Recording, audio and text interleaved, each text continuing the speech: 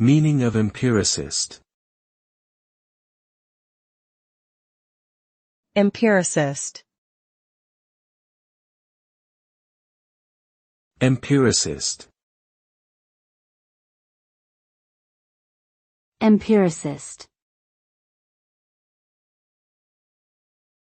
Empiricist.